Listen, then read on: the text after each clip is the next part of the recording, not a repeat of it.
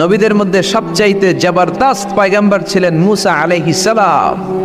বড় মেজাজওয়ালা নবী, রেগে যেতেন খুব বেশি। থাপ্পড় মেরে একবার ফেরাউনের বাবুর্চিকে মেরে ফেলেছিলেন। অনেক শক্তি আল্লাহ তাআলা তাকে গায়ে দিয়েছিল। তিনি একবার আল্লাহকে আবদার করে বসলেন, রব্বি আরিনি আনজুর ইলাইক। আল্লাহ, আপনি বলেছেন আপনারা দেখা যায় না, কিন্তু আমি দেখতে চাই। আমি কি করতে চাই? জোরে বলেন।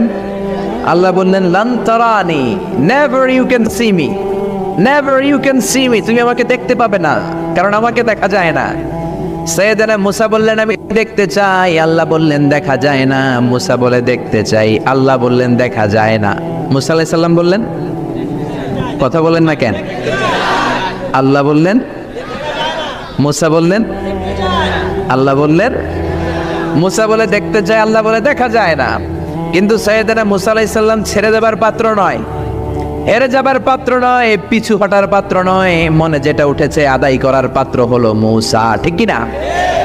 উনি বললেন, রব্বি আরিনি আনজুর ইলাইক। আল্লাহ, আপনি আমারে দেখা দেন, আমি দেখতে চাই। আল্লাহ বললেন, লান তারানি, never you can see me. ওরে মুসা, এই বায়না ধরো না, আমারে তো দেখা যায় না। এই পৃথিবীর চামড়ার চক্ষু দিয়ে আমাকে দেখা যাবে না। মুসা বললেন, আমি দেখেই ছাড়ব। আল্লাহও বুঝাতে পারেন না, মুসাও ছাড়েন না। অবশেষে নবীর আবদার রব্বুল আলামিন শুনতে রাজি হলেন। আল্লাহ বললেন, মুসা, আগামীকাল অমুক সময়ে গোসল করে ওযু করে তুর পাহাড়ে চলে আসবা।